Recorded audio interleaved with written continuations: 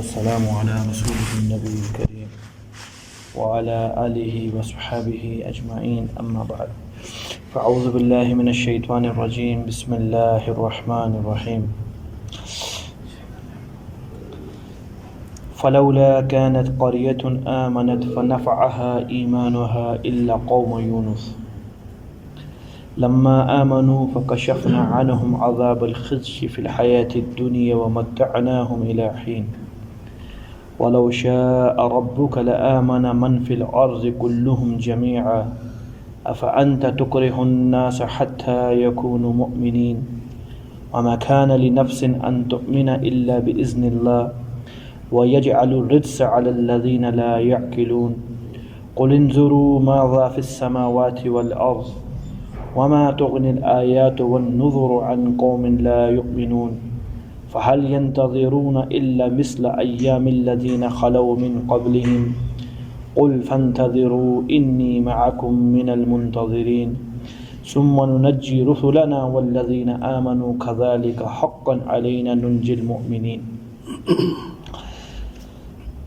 فلولا كانت قرية کیوں نہ ہو گئی وہ بستی والے یا ایسا کیوں نہیں کیا ان بستی والوں نے آمنت وہ بستی والے ایمان لے آتے فنفعها ایمانها ان کا ایمان ان کو نفع دے دیتا، لیکن کسی بستی والوں نے ایسا نہیں کیا الا قوم یونس مگر یونس علیہ السلام کی قوم نے ایسا کیا کہ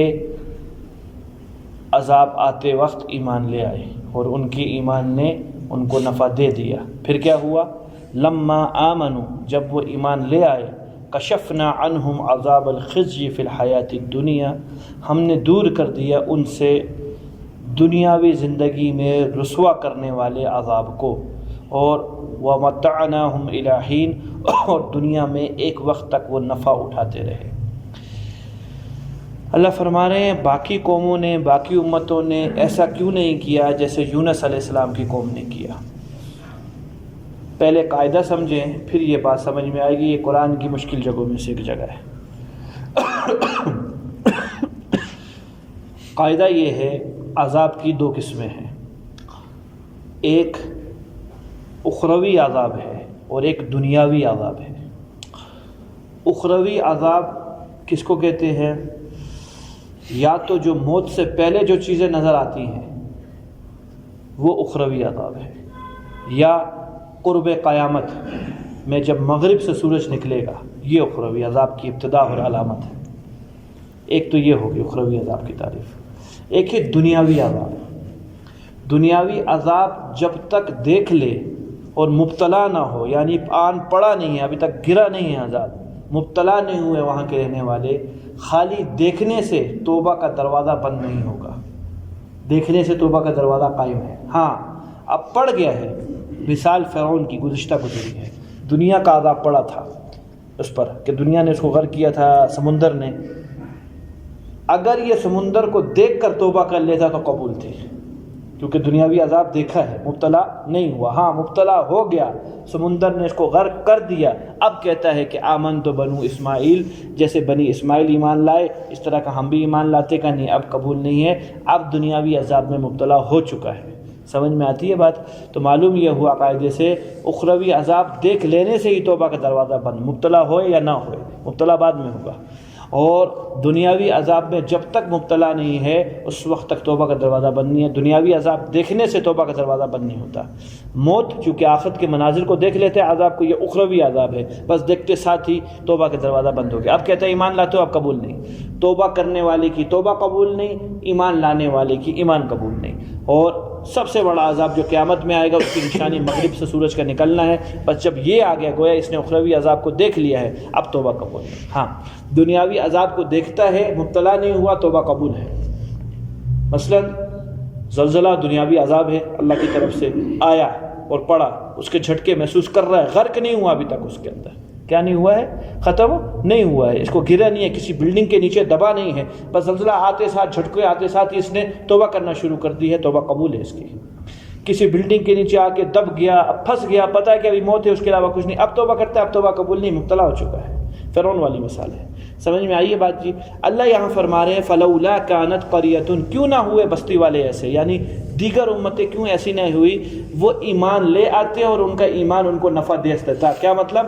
عذاب کو دیکھ کر جب تک عذاب مبتلا نہیں ہوا، قوم سمود کی مثال لے لو، چیخنے مارا، تو جب فرشتوں کو دیکھا انہوں نے تو ایمان لے آتے، چیخ کا انتظار نہ کرتے. قوم عاد کے اوپر ہوا آئی، جیسی ہوا چلی تھی تو ایمان لے آتے، قابل قبول تھا جب تک مبتلا نہیں ہوئے. قوم یونس نے یہ کیا کہ جیسی عذاب دیکھا اور عذاب دیکھ کر فوراً ایمان لے آئے. اس کو پورا سنیے، یہاں بعض لوگوں سے بہت خطا ہوئی ہیں، اس کی میں تھوڑی سی آپ کو مثالیں دیتا ہوں. تفہیم القرآن ہے، ایک مولانا مودودی رحمۃ اللہ علیہ کی کتاب لکھی ہوئی ہے، اس میں حضرت سے ٹھیک ٹھاک قسم کی غلطی ہوئی ہے اس آیت کے اوپر. میں نے کہا یہ قرآن کی مشکل جگہوں میں سے ہے. انہوں نے یہاں نبی کی گستاخی ان سے سرزد ہوگی. انہوں نے یہ لکھا ہوا ہے، کسی کو احتمال ہو تو میں وہ دکھا بھی سکتا ہوں رکوع اور صفحہ ان کا، کہ یونس علیہ الصلوۃ والسلام سے رسالت کی ذمہ داری کے اندر چند غلطیاں ہو گئی تھیں، چند کمزوریاں ہو گئی تھیں، جس کی بنیاد کے اوپر اللہ تعالیٰ نے یونس علیہ السلام کی قوم کو بچا لیا اور یونس علیہ السلام کو عذاب میں گرفتار کر دیا. یہ حضرت نے صراحتاً لکھا ہے، یہ الفاظ ہیں ان کے جو میں آپ کو سنا رہا ہوں. ہمارا اہل سنت والجماعت کا نظریہ یہ ہے نبیوں کے بارے میں، ابراہیم بھائی غور سے سنو، نبی معصوم ہوتا ہے. نبی کیا ہوتا ہے؟ چھوٹی اور بڑی ہر خطا سے پاک ہوتا ہے. نبوت اور رسالت کے کام میں کمی کرنے کا مطلب نبی سے گناہ ہوا، نبی کے حق میں رسالت سے کمی کرنے کا مطلب گناہ کبیرہ ہے. بھائی نبی تو چھوٹی خطا سے بھی پاک ہے، چہ جائے کہ یہ تو بہت بڑی چیز ہے. ہاں ہم کہیں اس بات کیا ہوئی تھی، اب پورا واقعہ سنو تاکہ سمجھ میں آئے کہ یونس علیہ السلام کے ساتھ بات بنی کیا تھی. حضرت یونس علیہ السلام کو اللہ تعالیٰ نے عراق کا شہر موصل اور موصل کا مشہور علاقہ نینوا، وہاں نبوت کے لیے نبوت سے سرفراز فرمایا اور وہاں کے لوگوں کو ترغیب دینے کی اور تبلیغ دینے کی اجازت دی. یہاں کے لوگ تقریباً کوئی 1 لاکھ کے قریب تھے. ہر نبی کی طرح یونس علیہ السلام نے بھی نبوت کا کام شروع کیا اور دعوت کو عام کیا. ہر نبیوں کی طرح اکثریت یہاں بھی ایسی تھی جنہوں نے نبی کو جھٹلا دیا اور انکار کیا. اللہ تعالیٰ کی اجازت سے اللہ نے بذریعہ وحی یونس علیہ السلام، جو کہ قرآن کی سورہ صافات سے ثابت ہے، کہ ان کو ڈراؤ، اگر سمجھ میں نہیں آتی ان کو بات تو ان کو یہ بتلا دو کہ 3 دن کے اندر اندر، یہ نص قرآن سے ثابت ہے بات، کہ 3 دن کے اندر اندر تم پر عذاب آئے گا. ہر نبی کو جب مدت پوری ہو جاتی تھی، جس طرح یہاں 3 دن کی بات کر دی ہے، حکم ہوتا تھا آپ اور آپ کے ماننے والے متبعین یہاں سے نکلو چونکہ یہاں عذاب آ رہا ہے. قوم لوط کے ساتھ بھی یہی معاملہ ہوا. لوط علیہ السلام کو فرمایا عذاب آئے گا، آپ نکلو اپنے جاننے والے کو لے کر. پیچھے نوح علیہ السلام کی بات سننی ہے، آپ کشتی بناؤ، آپ نکلو. نبی کے جانے کے بعد عذاب آتا ہے، نبی کی موجودگی میں عذاب. یہی حکم حضور صلی اللہ علیہ وسلم کے لیے، نبی جی جب تک آپ موجود ہیں ان کے اندر اللہ عذاب نہیں دیتے، مزے کرو. نبی کی رحمت اتنی ہے کہ تمہاری ساری خباستوں کے اوپر غالب آ جائے گی. ایک نبی کی رحمت کے قائم مقام ایک اور چیز بھی دی ہے، جب تک یہ استغفار کرتے رہیں گے تب بھی عذاب نہ آئے گا. تب بھی کیا نہ آئے گا؟ ہم جو بچے ہوئے ہیں مستغفرین کے استغفار سے بچے ہوئے، جو اہل اللہ لگے ہوئے ہیں. نہیں سمجھ میں آئی ہے؟ ورنہ کام کب کا لپیٹ دیا ہوتا اللہ تعالیٰ نے، اگلی کہانی لکھ دی ہوتی ہے اللہ نے. خیر بات کہیں ہو جائے گی. تو یونس علیہ السلام کو بھی حسب سنت اللہ تعالیٰ کی حکم ہوا 3 دن کے اندر عذاب آئے گا. توبہ کی، توبہ نہیں کی انہوں نے، آپ نکلیے. یونس علیہ السلام اکیلے تھے، ابھی تک کوئی ان کا ماننے والا نہیں تھا. حکم کے باقاعدہ حکم ہوا اللہ کا، اللہ کی اجازت سے، اللہ کے حکم سے کہاں گئے؟ چلے گئے.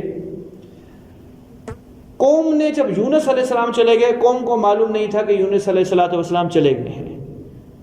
قوم نے جب بادلوں کے اندر اندھیرا دیکھا، جو کہ عام اندھیرا نہیں تھا، یعنی بادل ایسے نہیں ہوتے ہیں، ذی عقل قوم تھی، سمجھ گئی کہ کچھ معاملہ بننے والا ہے. جو یونس السلام نے کہا ہے، سب بیٹھ گئے گول میں اس کانفرنس. اس بندے نے زندگی میں کبھی جھوٹ نہیں بولا. یونس علیہ السلام نے کیوں کر جھوٹ بولے گا؟ اور بادل کی شکل بھی یہی دکھلائی دے رہی ہے کہ یہ کوئی عام بادل نہیں ہے، یہ عذاب والے بادل لگ رہے ہیں. اب طے یہ ہوا کہ دیکھو بستی میں یونس علیہ السلام موجود ہیں تو سمجھو کچھ نہیں ہونے والا.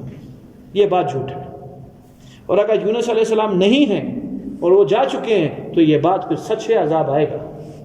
یونس علیہ السلام کی تلاش کی گئی، یونس علیہ السلام کو نہیں پایا. یونس علیہ السلام بحر روم کی طرف نکل گئے. سمجھ گئے کہ عذاب آئے گا اور وہ شکل اس کی تبدیل ہوتی جا رہی ہے بادلوں کی. اب ساری کی ساری قوم نے چاہا کہ یونس علیہ السلام کو کسی طرح پائیں تاکہ ان کے ہاتھ پر ایمان لائیں، لیکن یونس علیہ السلام کو نہیں پا سکے۔ آخر خود ہی اپنے بچوں کو لے کر، اپنی عورتوں کو لے کر، اپنے بوڑھوں کو لے کر، ضعیف لوگوں کو اپنے آگے کیا، یہاں تک کہ اپنی مویشیوں کو لے کر ان کو بھی کچھ کھلایا نہیں تاکہ یہ بھی روئیں۔ ایک میدان کے اندر، ایک چٹریل وادی کے اندر نکل گئے اور آؤ بقا اور زار و قطار شروع کر دی۔ اللہ ہمیں معاف چاہیے، ہمیں معاف فرما دے، غلطی ہوگی ہم سے، گویا غائبانہ ایمان لے آئے۔ ہم اس پر ایمان لاتے ہیں جو باتیں یونس علیہ السلام ہم سے کہتے تھے، ایمان آ گیا۔ چونکہ ابھی انہوں نے اخروی دنیاوی عذاب کیا ہے دیکھا ہے، مبتلا نہیں ہوئے، تو توبہ کیا ہے؟ قبول ہے۔ ان کی توبہ قبول ہو گئی، ان کی توبہ کیا ہو گئی؟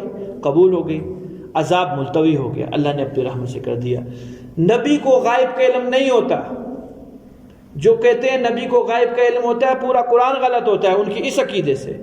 اگر غائب کا علم ہوتا تو پھر تو 100% یونس علیہ السلام کے اوپر بات آنی تھی کہ جب ان کو معلوم بھی عذاب نہیں آیا پھر یہ کس لیے بھاگ رہے ہیں اور جا رہے ہیں، پھر بات بننی تھی ان کے اوپر۔ ان کو معلوم نہیں تھا اس لیے یہ معذور ہے۔ انسان کو جب پتہ نہیں ہے تو مجھے کیا پتہ؟ یونس علیہ السلام کو پیچھے نہیں پتہ کیا بنی۔ 3 دن کی مسافت جتنی طے کر سکتا ہے بندہ پیدل، اس فاصلے پہ جا کے انتظار کرنے لگ گئے کہ کیا بنتی ہے پیچھے بات۔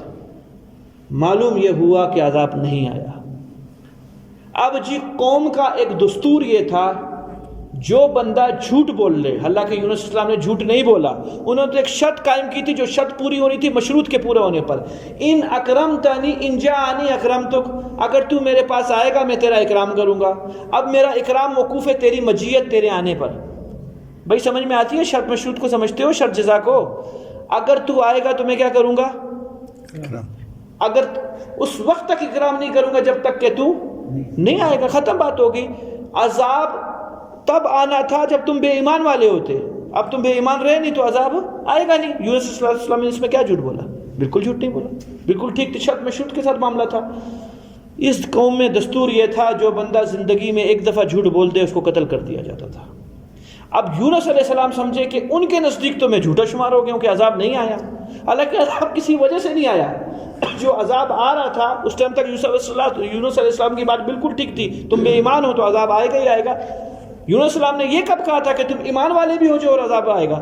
پھر تو کبھی بھی عذاب نہیں آئے گا۔ یونس علیہ السلام نے یہاں اجتہاد فرمایا اور کیا کیا؟ اللہ کی اجازت کے بغیر ہجرت کر لی۔ ان کو جانا چاہیے تھا، اللہ کی مرضی کیا تھی کیا کریں؟ دوبارہ جائیں اور بات واضح کر دیں ان کے سامنے کہ عذاب اس وجہ سے نہیں آیا کہ تم ایمان والے ہوگے اور اب بھی ایمان چھوڑو گے پھر عذاب آئے گا، یہ بات واضح کر دینی چاہیے تھی۔ حضرت سے تسامح ہوا اور حضرت نے اجتہاد کیا۔ اجتہاد کہتے ہیں نبی کے پاس ملکہ ہوتا ہے اجتہاد کا کہ وہ آگے کی بات اپنی رائے سے پیش کر سکتا ہے۔ کہیں موقع پر آپ صلی اللہ علیہ وسلم نے یہ کام کیا ہے، سنیے بدر کے موقع پر آپ صلی اللہ علیہ وسلم نے صحابہ سے رائے لی ہے، وہی خلاف تھی رائے کے، وہی کیا تھی؟ اسی کی بنیاد کے اوپر 70 صحابہ احد کے اندر شہید ہوئے ہیں، بات ہو چکی ہے سورہ انفال کے اندر پوری۔ بس نبی کی شان کے خلاف تھی یہ بات، گناہ کوئی بھی نہیں تھا۔ ایک انسان ہجرت کر لے تو کوئی گناہ کی بات ہے؟ کوئی نہیں، نبی کی شان کے خلاف تھی۔ نبی کا رتبہ چونکہ بہت اونچا ہوتا ہے، یہاں بھی اللہ کی مرضی منشا کو سامنے رکھتے اللہ سے ایک دفعہ اجازت لے لیتے ہجرت کرنے کی، انہوں نے اجازت نہیں لی اس بنیاد کے اوپر کہ تبھی خوف تو سب کے اندر ہوتا ہے۔ یونس علیہ السلام کو یہاں تبھی خوف غالب آ گیا کہ یہ لوگ کیا کر دیں گے، مجھ کو قتل کر دیں گے، کیونکہ جھوٹے کی سزا یہاں قتل ہے اور ان کی نگاہوں میں نے ایک قسم کا جھوٹ بولا ہے، عذاب نہیں آیا۔ حضرت بحر روم کی طرف ہجرت کر کے چلے گئے۔ یہ تھی اصل بات، رسالت کے اندر کمی کوئی بھی نہیں ہوئی ہے، بس یہ ہجرت کرنا باذن اللہ نہیں تھا، بغیر اذن اللہ تھا، اللہ کی اجازت سے نہیں تھا۔ قوم پیچھے توبہ کر گئی، عذاب کیا ہو گیا؟ ملتوی ہو گیا۔ حضرت بحر روم کی طرف چلتے رہے، ساحل پہ کشتی آئی اور اس کشتی کے اندر حضرت سوار ہو گئے کہ ہم جائیں گے اسی کشتی میں۔ کشتی ایک بھور میں جا کے پھنس گئی۔ تے یہی ہو گیا جو دستور اس زمانے میں چلا آ رہا تھا۔ 3 باتوں میں سے ایک بات ضرور ہے، یا تو کوئی بھگوڑا غلام ہے جو اس کشتی میں شمار ہے، شریک ہے، جس کی وجہ سے عذاب آ رہا ہے، یا کوئی جھوٹا ہے جس نے کوئی جھوٹ بولا ہے، جس کی حضرت جھوٹ کتنی بڑی چیز ہے، ان کے ہاں مشرک لوگ ہیں، کافر لوگ ہیں، جھوٹ کو کتنا بڑا سمجھتے ہیں، قتل سزا بنائی ہوئی، ہمارے یہاں مذاق ہے، بس اللہ دور ہوتے ہیں، ہے مذاق، کیا ہو جاتے ہیں؟ اللہ دور ہو جاتے ہیں، اور یہ ہمارے لیے سب سے بڑا مذاق ہے، اللہ دور ہو جائے، کیونکہ ہمیں کوئی پرواہ نہیں اس چیز کی۔ نیت کرو مر جائیں گے زندگی میں جھوٹ نہیں بولیں گے، نیت کرو کیا ہوگا؟ دنیاوی نقصان ہو جائے گا، کسی کے سامنے رسوا ہو جائیں گے، 100 دفعہ رسوا ہو جائیں، اللہ کے سامنے تو رسوائی سے بچیں گے نا، تھوڑا تھوڑا چلیں گے انشاءاللہ، اللہ عادت چھڑوا دیں گے۔ تیسری بات، کسی نے اپنے مالک کی نافرمانی کی ہے۔ ان 3 چیزوں میں سے کوئی ایک مسئلہ ہے جس کی بنیاد کے اوپر نہیں ہے۔ یونس علیہ السلام کو سارے پہچان گئے، یہ تو ہمارے وقت کے نبی ہیں اور پیغمبر ہیں، عزت دی، ان کو بٹھایا۔ جب بات بنتی نہیں ہے، کشتی بھنور سے نکلتی نہیں ہے، آخر یونس علیہ السلام نے فرمایا بھگوڑا غلام میں ہوں اپنے مالک کا۔ حضرت نے کسر نفسی فرمائی، تسامح فرمایا، اور مجھ کو تم دریا میں پھینک دو، سمندر میں۔ ایسے کیسے ہو سکتا ہے؟ بڑے آدمی ہیں، نبی ہیں، ہم آپ کو پھینک دیں؟ ہم کوڑا ڈالتے ہیں، پتہ چل جائے گا، ایسی کیا بات ہے؟ کوڑا ڈالا گیا، نام یونس علیہ السلام کا نکلا۔ 2 بار کوڑا ڈالا گیا، نام یونس علیہ السلام کا نکلا۔ 6 بار کوڑا ڈالا گیا، نام یونس علیہ السلام کا نکلا۔ مجبور ہو گیا، اب کیا کریں؟ اسلام نے کہا مجھے پھینک دو، آخر پھینک دیا گیا۔ آزمائش تھی یہ، کیا تھی؟ آزمائش تھی۔ میں نے کہا نبی کی پرواز بہت اوپر ہوتی ہے، یہ چیز بھی ان کی شان کے خلاف تھی جو انہوں نے کام کیا، ہجرت کی بغیر اجازت کے۔ اس لیے اللہ تعالیٰ نے یہ سزا نہیں دی ہے، ایک آزمائش ہے، اس کو سزا کا لفظ نہیں استعمال کریں گے، آزمائش تھی یونس السلام کے لیے۔ ایک بڑی حوت، اس کے پیٹ کے اندر ان کو ٹھکانہ بنایا۔ عبداللہ بن مسعود رضی اللہ عنہ کی روایت کے مطابق 40 دن، 7 دن کی بھی روایت ہے، 10 دن کی بھی روایت ہے، 3 دن کی بھی روایت ہے۔ وہ کشتی ان کو لے کے ان کے لیے ایک سیر و تفریح کا مقام ہو گیا جی۔ کیا ہو گیا؟ خوب ان کو سمندر کے اندر کے نظارے اللہ کی مخلوقات کے کرواتی رہی، ایمان اور بڑھتا گیا، اللہ کی معرفت، او اللہ تو نے کیا کیا چیزیں بنائی ہوئی ہیں جو کہ عام انسان نہیں دیکھ سکتا۔ نقصان حضرت سورہ بچلی کے پیٹ میں اتنی گرمائش ہے کہ انسان گل جاتا ہے، لویا پھینکو موم بن جائے گا، لیکن حفاظت کی حکم دیا کہ یونس علیہ السلام کی حفاظت کرنی ہے، حفاظت ہوئی۔ آخر یہ 40 دن، 3 دن، 10 دن، 7 دن، کتنے دنوں کے بعد ساحل پہ حوت سے پیٹ سے نکلے، اور حالت یہ تھی کہ جسم پہ کوئی بال نہیں تھا، بال سارے ختم ہو چکے تھے اس کی گرمائش کی وجہ سے۔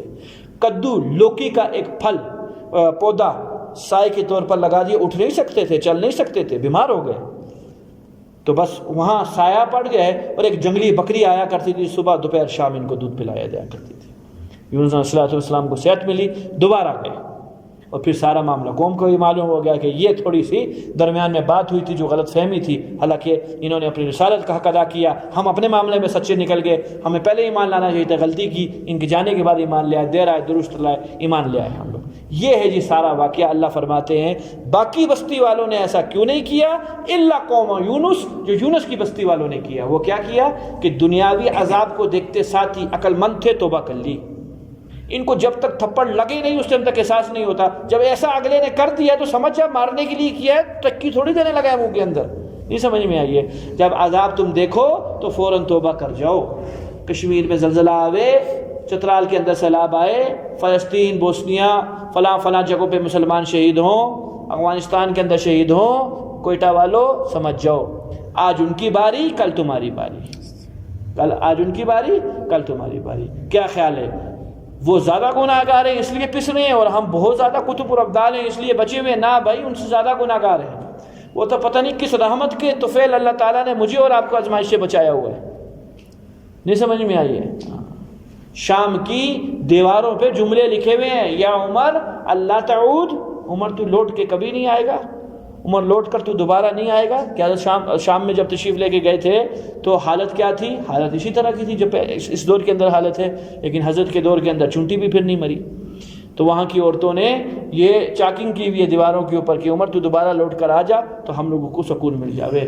تو جن آزمائشوں میں بھائی وہ لوگ ہیں، ان آزمائش میں ہم عذاب دیکھ رہے ہیں، یہ جو خبریں مل رہی ہیں نا ہمیں، تو گویا یہ عذاب دیکھنے کے مترادف ہیں۔ تو توبہ کا وقت ہے، توبہ کی جائے۔ اللہ فرما رہے ہیں عقل مند ہو تو یونس علیہ السلام کی قوم والا کام کرو، توبہ کر لو۔ جب توبہ کر لی، اللہ تعالیٰ نے دنیا کی رسوائی کا عذاب ان سے ہٹا دیا اور ایک مدت تک دنیا میں رہے۔ یہ تھی ساری کی ساری بات۔ حضرت سارا کچھ ہے ادب، جو ایک آزمائش میں جتنے دن رہے، ہم اس کو بے ادبی کا لفظ بھی نہیں کہیں گے نبی کے لیے، ہم اس لیے بار بار آزمائش کا لفظ لے رہے ہیں، لیکن وہ ہجرت بغیر اجازت کے کرنا نبی کی شان کے مطابق بے ادبی تھی اللہ کی نگاہوں میں، ہم نہیں کہہ سکتے۔ بارہا کہا حضور صلی اللہ علیہ وسلم نے، کوئی بھی نہیں کہے گا کہ میں یونس بن متہ سے بھی افضل ہوں۔ حضور صلی اللہ علیہ وسلم خود فرما رہے ہیں کہ یونس بن متہ، متہ ان کے ابو کا نام ہے یونس علیہ السلام کا، کہ کیوں ایک لوگوں کی نگاہوں میں ایک بات آ گئی کہ یونس علیہ السلام سے ایک تسامح ہو گیا اس لیے ان کی تھوڑا کرو. نہ بھائی میرے محترم ساتھیوں، اس بات کو بہت خوبی سمجھیے، ہم نبی علیہ السلام کے افضل ہیں، سب افضل ہے، قرآن سے ثابت ہیں افضل ہے، ہمیں بتانے کی ضرورت نہیں ہے. ہم جب تفصیل میں جاتے ہیں تو دیگر نبیوں کی کیا کر دیتے ہیں، گستاخی ہو رہی ہوتی ہے، اور آپ اللہ کے اپنے نبی کو اونچا کر رہے ہوتے ہو. اس اونچائی میں یہ اونچا اللہ نے کیا آپ علیہ السلام کو دیگر کی.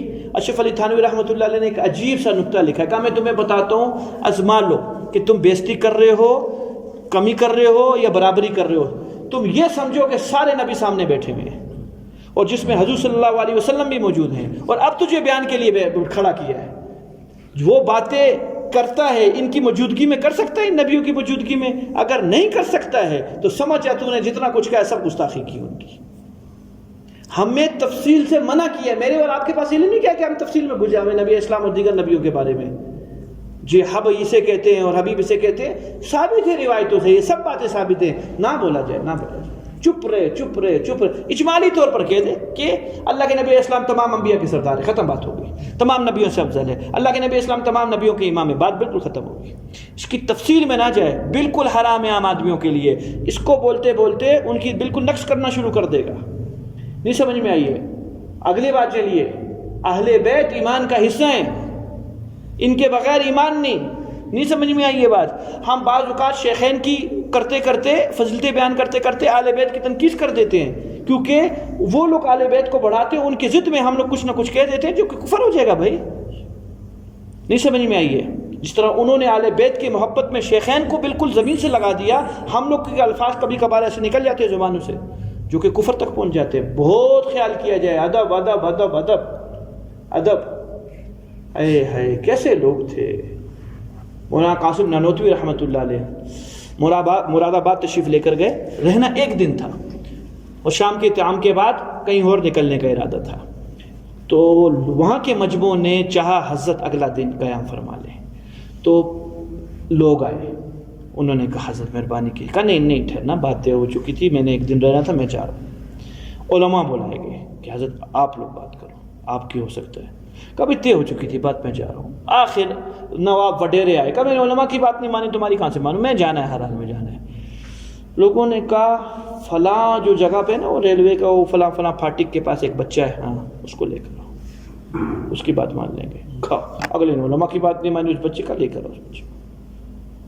حضرت جب بچہ آیا، حضرت مسجد سے اتر کے ہاتھ پکڑا، اس کے پاؤں کو ہاتھ لگایا، اپنی جگہ پہ اس کو بٹھایا، خود اتحیات پہ بیٹھ گئے.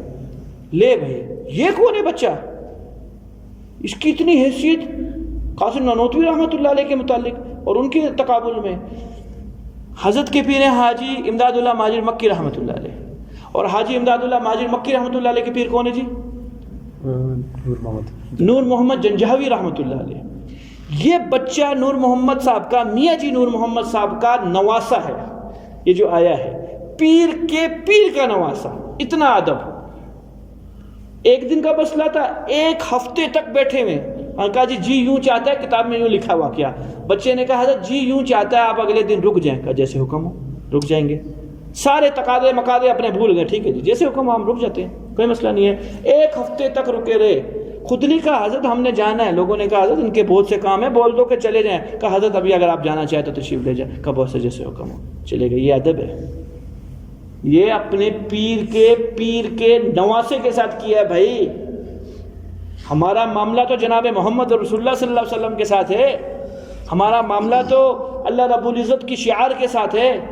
ہمارا معاملہ تو دیگر نبیوں کے ساتھ ہے. بہت خیال کریں، بہت خیال کریں. کہیں ایک طرف دیکھتے ہوئے دوسری طرف سے بے توجہ نہ کر لیں، کفر کی طرف نہ کہیں پہنچ جاویں. نماز روزہ جہنم میں لے کے جا رہا ہوگا، خوش ہوں گے ہم نمازی بھی تھے اور روزے دار بھی تھے. پتہ چلے گا نماز روزہ دونوں جہنم میں پہلے سے پہلے پہنچے ہوئے. خیال کیا جائے، بہت خیال کیا جائے. حد سے زیادہ سارا کا سارا فرمایا کیا؟ الدین النصیحہ. 2 لفظ فرمائے ہیں، 2 لفظ فرمائے ہیں اور پورا دین چھپایا اللہ کے نبی اسلام نے ان 2 لفظوں میں. فرمایا دین سراسر خیر خواہی ہے. صحابہ نے پوچھا یا رسول اللہ کس کے لیے؟ کہا اللہ کے لیے، اللہ کے رسول کے لیے اور عام مومنین کے لیے. کہا اللہ کے لیے کیسے؟ کہا اللہ کا حق ہے کہ اللہ کے ساتھ شریک نہ کیا جائے، نہ صفات میں، نہ افعال میں، نہ ذات میں. اور کہا نبی کا میرا حق ہے کہ میری رسالت پر ایمان لا کر میری اتباع کیجیے. تیسرے نمبر پہ عام مومنین کے لیے عام مومنین کا ادب کیا جائے. کیا کیا جائے؟ عام مومنین کا، عام مومن کا ادب کرنا اللہ ہی کا ادب ہے. کس نسبت سے ادب کر رہا ہے؟ اس کی جو میں تعظیم کر رہا ہوں اس بندے کے ساتھ تو میرا تعلق ہی نہیں ہے، اس کے ساتھ تعلق ہے اللہ کا. اس اللہ والے تعلق کی بنیاد پر میں کس سے کر رہا ہوں؟ اس سے ادب کر رہا ہوں. اس کا تعلق ہے جناب محمد رسول اللہ صلی اللہ علیہ وسلم کے ساتھ کہ ان کا امتی ہے.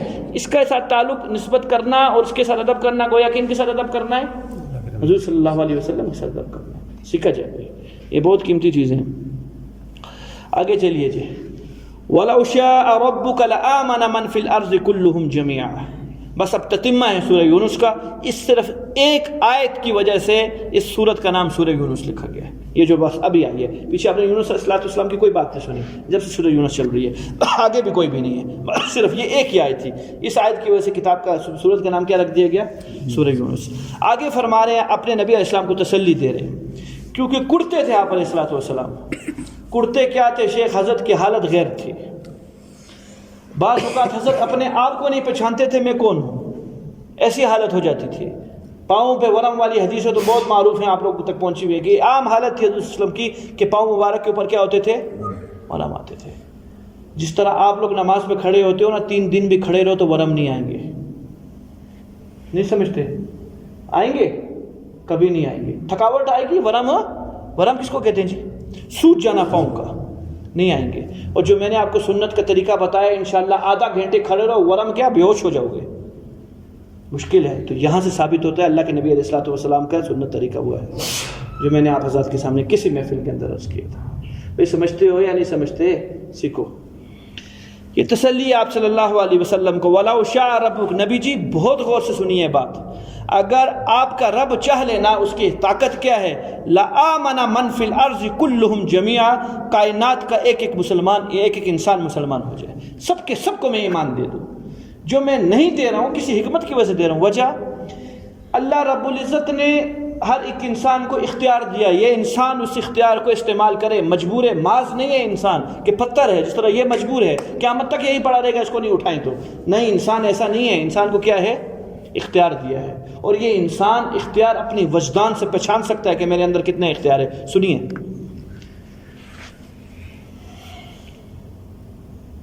ایک آدمی کا کسی نے منہ کھولا اور شراب پلا دی، اور ایک آدمی نے گھر سے نکلا، پیسے جیب میں رکھے، شراب کھانے گیا، پیسے دیے، بھاؤ تاؤ طے کیا، شراب کی بوتل خریدی، گھر آیا، شراب پی. بلاؤ کون سے نے اختیار کیا؟ کون بے اختیار تھا؟ بولو نا. پہلے والا کون تھا اور دوسرا والا کیا تھا؟ پہلے والا بے اختیار تھا، دوسرا کیا تھا؟ اختیار والا تھا. اختیار کو ہر ایک انسان اپنی کیفیت میں خود پہچان سکتا ہے یہ اختیار ہے یا اختیار نہیں ہے. اللہ نے، میں نے اور آپ نے ایمان لائے ہیں، یہ اختیار سے لائے ہیں. یہ بندہ ایمان لایا، اختیار سے لایا. کسی نے جبر نہیں کیا اس بندے کے اوپر کہ تم یہ کام کر لو. اپنے وجدان سے کیا، اپنے شوق سے کیا، دل میں آ گئی بات، قبول کر لی. یہ کیا ہے؟ یہ ہے اختیار جو اللہ نے ہر ایک انسان کے ہاتھ میں رکھا ہے. اور اسی اختیار کے بارے میں کل قیامت کے دن اللہ پوچھیں گے. بغیر اختیاری کی تھوڑی پوچھیں گے. چھوٹا بچہ کافر کا 14 سال 12 سال 10 سال ابھی تک بالغ نہیں ہوا، اس سے پہلے مر جائے، کوئی پوچھ گچھ نہیں ہے. کیوں کیا نہیں ملا اس کو؟ اختیار نہیں ملا، ابھی تک نہ سمجھ ہے، مکلف نہیں ہے، اس کی پوچھ نہیں ہوگی. سمجھ میں آتی ہے بات بھائی؟ بڑے کی پوچھ ہوگی کہ بڑے کو کیا دے دیا گیا؟ عقل دے دی گئی. عقل کی بنیاد پر اختیار کو استعمال کرو، ہاں یا نہ. ہم جو سب کو ایمان نہیں دے رہے وہ کسی وجہ سے نہیں دے رہے. وجہ ہم نے ان کو کیا دیا ہوا ہے؟ اختیار دیا ہوا ہے. اس اختیار کو استعمال کریں، طلب دکھلائیں، توفیق ہم دیں گے ان کو. کیوں نہیں دیں گے توفیق؟ ضرور دیں گے توفیق ان کو. جو مسلمان ہوئے ہیں سب اللہ کی توفیق سے ہوئے ہیں یا خود ہو گئے؟ توفیق سے ہوئے. توفیق کہاں سے ملی ہے؟ طلب پر ملی ہے. ابو جہل جو ایمان نہیں لایا، طلب نہیں تھی. ابو طالب 42 سال خدمت کرنے کے باوجود ایمان نہیں لایا، طلب نہیں تھی. کتنی دفعہ گئے اللہ کے نبی علیہ السلام، دائیں بائیں کی باتیں ہوتی رہی، ایمان کی بات نہیں کی. ہاں لے آؤں گا، پینڈنگ پہ معاملہ رکھتا رہا، کل لے آؤں گا. موت، رشتہ دار کیا کہیں گے کہ جی موت کی ڈر سے توبہ کر لی ہے ورنہ ایمان لے آتا. کوئی بات طلب کی دکھلائی نہیں. خدمت ضرور کی، طلب کی بات نہیں دکھلائی. بغیر ایمان کے چلنے کا معاملہ. سلیمان فارسی زمیندار کا بیٹا، کس کا بیٹا؟ بکتا بکاتا، بکتا غلام بن گیا. مدینہ میں جب انٹری ہوتی ہے یہودی پکڑ کے لیا، غلاموں کی شکل میں آیا. اتنے بڑے مالدار کا بیٹا اور غلاموں کی شکل میں رہا. تو یہ طلب نہیں تو اور کیا ہے؟ طلب والوں کو مل جاتا ہے. اے ہائے ہائے، طلب کی بہت بڑا بندہ ہے ابو داؤد، امام ابو داؤد، داؤد شریف لکھی، سیاہ ستہ بڑی 6 حدیث کی کتابیں، ان میں ایک کتاب ہے امام ابو داؤد کی۔ پانی خشک تھا ساحل کا، کافی آگے تک کا خشک تھا، یہ کنارے پہ کھڑے ہوئے غالباً کوئی کپڑے مپڑے دھو رہے تھے۔ لاکھوں حدیثوں کا حافظ ہے یہ بندہ۔ کوئی 200-300 قدم کے فاصلے پہ کشتی جا رہی تھی، اس کشتی والے نے چھینکا اور چھینک کر اس نے الحمدللہ کہا۔ جواب میں کیا کہنا ہے؟ واجب ہے اگر آواز پہنچتی ہے کان میں سے، اگر نہیں پہنچتی ہے پھر واجب نہیں ہے۔ ان کی کان میں آواز پہنچ گئی، لیکن ادھر ہے 300 قدم کے دور کے انہوں نے یرحمک اللہ کہہ رہے ہیں لیکن بات نہیں پہنچتی ہے وہاں تک نہیں پہنچتی۔ حضرت ایک کشتی اجرت پہ لی 3 درہم پر، اور اس کشتی میں سوار ہوئے، اس کے قریب گئے، کہا یرحمک اللہ، اس نے کہا اللہ آپ کو بھی ہدایت دے۔ غائب سے آواز آئی، ابو داؤد، امام ابو داؤد 3 درہم پہ جنت خرید لی۔ 3 درہم پہ کیا خرید لی؟ یہ بندے نے 3 دنوں میں جنت خریدی، اس نے جہاد کیا ہے، یہ محدث ہے، یہ محدثین کا امام ہے، یہ اتنا بڑا ہے، سب کسی چیز کے بارے میں جنت خریدنے میں بات نہیں آئی۔ بات آئی تو کہاں آئی؟ کیونکہ کام کیا جو کیا تھا اس سے بڑا اخلاص کوئی نہیں تھا، اس سے بڑا کیا نہیں تھا؟ اخلاص کوئی نہیں تھا۔ تو میرے بھائیو، یہ طلب تھی، طلب کی بنیاد پہ تو گئے تھے، اس طلب پر اللہ تعالیٰ نے کیا دیا؟ طلب میں اخلاص بھی چھپا ہوا تھا۔ طلب نام ہی اخلاص کا ہے۔ طلب نام کس چیز کا ہے؟ اخلاص کا ہے۔ اس کے پیچھے اللہ کی رضا ہی رضا ہے، اس کے پیچھے اس کی مراد ہی مراد ہے۔ جو مراد چاہتا ہے اللہ عطا فرما دیتے ہیں۔ شرط کیا ہے؟ ہر ایک کے ہاتھ میں ہے، یہ اختیاری ہے۔ طلب کرنا کیا ہے؟ اختیاری ہے۔ میرے ہاتھ میں بھی ہے طلب کرنا، آپ کے ہاتھ میں طلب کرنا۔ آج دین کی طلب کرو، کل اللہ تعالیٰ دین کا نقشہ بدلے گا آپ کے اندر، انقلاب لائے گا دل کے اندر، دن کی دنیا بدل جائے گی۔ آگے تفصیل ہے، کل انشاءاللہ سورہ یونس ختم کروں گے، اس بات کو سمجھیے۔ وہی ابو سعید صاحب کا میرے کو واقعہ یاد آیا جو میں آپ کو رستے میں بتا رہا تھا ایک بات پتہ ہے کیا ہوگی؟ شیخ عبد القدوس گنگوئی رحمۃ اللہ علیہ سلسلہ چشتیہ کے بہت بڑے آدمی گزرے، بہت لوگوں نے، ہزاروں لوگوں نے فیض لیا اور گئے اپنے اپنی جگہ پہ۔ ان کے ایک نواسے تھے، ابو سعید نام ہے، یہ بھی وقت کے پھر چشتیہ کے بڑے بنے، لیکن ابتداءً جو ان کا دور تھا وہ تھوڑا عیاشی کا دور تھا، نماز وغیرہ روزے کی کوئی خاص پابندی نہیں کرنی، اعلیٰ کپڑے پہننے کے شوقین تھے، رنگریلیوں کے اندر بس تھے۔ ایک دن گھنگو ہندوستان کا جو علاقہ ہے وہاں سے گزرے تھے، کسی بھنگن نے ایسے کچرا پھینکا تو اس کا دھواں اور غبار، میں نے کہا کپڑوں کے شوقین آدمی تھے، یہ جو گاڑیوں والے لوگ ہوتے ہیں، شیخ میں نے خود ایک معصوم بچے کو ایک بڑی گاڑی والے کو مارتے ہوئے دیکھا ہے کہ وہ سائیکل مار دی تھی اس نے اس کی گاڑی کے اوپر، تو اللہ جانے گندی ہو گئی تھی یا کوئی خراش آ گیا تھا، اس نے غریب کو تھپڑ مار دیا، ایسے کچرے نما والا۔ یہ خیر پھر سائیکل بھی ایسے چلاتے ہیں، تو بہرحال تو جن کو جو شوقین ہوتا ہے وہ تو نہیں آسرا کرتا ہے، تو یہ شوقین مزاج تھے اس زمانے میں، تو بھنگن کا غبار ان کے کپڑوں پہ لگ گیا، انہوں نے ایک لگا دی، اس کی طبیعت ٹھیک کر دی، ہوش آ گئی اس کو کہ کیسے پھینکا تو نے؟ اللہ کا بندہ، یہ بھنگن جو تھی یہ بوڑھی تھی، اور اس نے شیخ عبد القدوس گنگوئی رحمۃ اللہ علیہ کا زمانہ پایا ہوا تھا۔ اس نے آگے سے ایک بات کی، کیا ہے وراثت تیرے پاس تیرے نانے کی جو تو اس پہ فخر کرتا ہے؟ تیرے پاس ہے وراثت کوئی؟ بس یہ ایک جملہ دل میں اتر گیا، میں نے جو بات کی نا، آپ طلب کرو تو کل اللہ دل کی دنیا بدل دیں گے، ان کے دل کی دنیا اسے ایک جملے نے بدل دی۔ ہاں میرے پاس کیا ہے اپنے دانا کا؟ کچھ بھی تو نہیں ہے میرے پاس سوائے اس اچھے کپڑوں کے۔ گھر میں گئے، اماں کو کہا کہ ترتیب بتلاؤ، جو نانا حضور تھے ہمارے ان کے خلفاء کہاں کہاں ہیں؟ کہا ہوا تجھ کو کیا ہے؟ کہا بس میں نے جانا ہے نانے کی وراثت لینے کے لیے، جو وراثت تھی نانے کی اس کو میں حاصل کر کے آؤں گا۔ کہا جو بڑے بڑے نام ہیں ان بڑے ناموں میں سے ایک شیخ نظام الدین بلخی رحمۃ اللہ علیہ جو بلخ کے اندر ہوتے ہیں، چلیں گے۔ حضرت ریل گاڑیوں کا اور جہازوں کا زمانہ تھا نہیں، گدا گاڑی اور گھوڑوں کا زمانہ تھا، اونٹوں کا۔ چل 2-4 مہینے میں اطلاع پہنچ گئی نواسا آ رہا ہے۔ پھر ادب دیکھیے، نواسا آ رہا ہے کہ ادھر جو ہے وہ علم کا فیضان ہے، شیخ نظام الدین بلخی رحمۃ اللہ علیہ کی یہ لمبی چوڑی خانقاہ ہیں، ہزاروں مریدین ہیں ان کے، متوسلین ہیں، متعلقین ہیں۔ شاہ بلخ قدموں کے اندر بیٹھتا ہے، جو بادشاہ ہے بلخ کا وہ شیخ نظام الدین بلخی رحمۃ اللہ علیہ کی۔ شیخ ننگے پاؤں نکلے گئے، کہاں جی استقبال کرنے جا رہے ہیں؟ کون آ رہے ہیں؟ میرے شیخ کے نواسا حضور آ رہے ہیں۔ کئی کلومیٹر دور وادیات سے جی حضرت آ رہے ہو، کپڑوں میں مٹی 2 مہینے کا سفر تھا۔ حضرت ننگے پاؤں شیخ نظام الدین بلخی رحمۃ اللہ علیہ۔ جب لوگوں نے دیکھا عمرائے بلخ، بڑے بڑے امیر رئیس لوگ بلخ کے حضرت کے ساتھ، یہاں تک کہ شیخ شاہ بلخ بھی ساتھ ہیں، چلو جی وقت کا بادشاہ نواسے سے ملنے جا رہا ہے، پوتا نواسا آ رہا ہے میرے شیخ کا۔ پہنچے تو وہ اترنے لگا، نہ آپ نہ اترے، ہم نیچے، آپ اوپر ہم نیچے، بہت اچھے لگ رہے۔ رکاب کے اوپر، اور جہاں پاؤں پھنساتے ہیں گھوڑے کے، وہاں حضرت نے پاؤں رکھ لیے، گویا پاؤں پہ ہاتھ رکھے ہیں۔ کس نے؟ شیخ صاحب نے، اس کے، یہ ابو سعید صاحب کے۔ شاہ بلخ نے جب دیکھا میرے حضرت نے اس کے پاؤں پہ ہاتھ رکھا ہوا، اس نے دوسرے رکعت پہ اس نے ہاتھ رکھ لیا، گویا وقت کا بادشاہ بھی ہاتھ رکھ لیا۔ اس استقبال کے ساتھ بلخ لے کر آئے۔ 3 دن تک اپنی مسند پہ نہیں بیٹھے، اتحیات کی صورت میں سامنے بیٹھے رہے، اور حضرت مسند کے اوپر بیٹھے رہے۔ ابو سعید نوجوان ہیں، خوب نظام دعوتیں ہوئی، دعوتوں میں بڑے بڑے عمراء رئیس لوگ آئے کہ جی فلاں فلاں بندہ آیا ہوا ہے۔ 3 دن بعد ختم ہوئی تو تحائف دیے، فلاں دیے، بس 3 دن کی مہمانی ہوتی ہے، بس ابھی رخصت ہوگی نا۔ تو کہا حضرت آپ نے میری آنے کی وجہ تو پوچھنی، بولنے کا موقع ہی نہیں دیا، اکرام اور اتنی عزت و فلاں۔ ہاں حضرت کیسے تشریف لائے؟ حضرت نانا کی وراثت لینے آیا ہوں۔ کیا لینے آئے ہو؟ نانا کی وراثت۔ او جوتیوں میں بیٹھ جا، چل خود اپنی مسند پہ بیٹھ گیا، ادھر بیٹھ، نانا کی وراثت لینے آیا ہے۔ کچھ اعمال بتلا دیے۔ کام کیا ہے بھیا؟ یہ جو نمازی آتے ہیں نا، اللہ والے لوگ ہوتے ہیں یہ، ہاں ان کے استنجوں کے لیے ڈھیلے تیار کر کے تو نے پہلے رکھنے تاکہ ان کو تکلیف نہ ہو، چلو یہ کام ہے تیرا، لے جی۔ 1 سال تک حضرت ایسے تھوڑی اللہ ملتے ہیں، اللہ ملنے کے لیے کچھ کرنا پڑتا ہے۔ 1 سال تک وہ استنجے کے ڈھیلے ٹھیک کے کرتے رہے، حضرت بھی آئیں گے، حضرت بھی آئیں گے، حضرت بھی آئیں گے، استنجا کریں گے، ٹیشو پیپر کا زور تو تھا نہیں۔ 1 سال کے بعد یہی بھنگنوں کو بلایا جن بھنگنوں کی وجہ سے معاملہ ہوا تھا، پھینکو، اور وہی ترتیب پہ پھینکنا کے غبار لگ گئے، کیونکہ ابھی نیا سال تھا تو جو پھر کپڑے گندے ہوئے تو اب مارا تو خیر نہیں کہا، اگر گنگو ہوتا نا پھر میں تجھ کو دیکھ لیتا، میں آیا کسی اور جگہ کے اوپر ہوں، ہاں گنگو نہیں ہے یہ، میں بلخ آیا ہوں۔ کہا کہ بابا نہیں، نواب زادی ابھی تک طبیعت کے اندر ہے، اگلا کہہ رہا ہے گنگو ہوتا میں تیری ایسی کی تیسی کر دیتا۔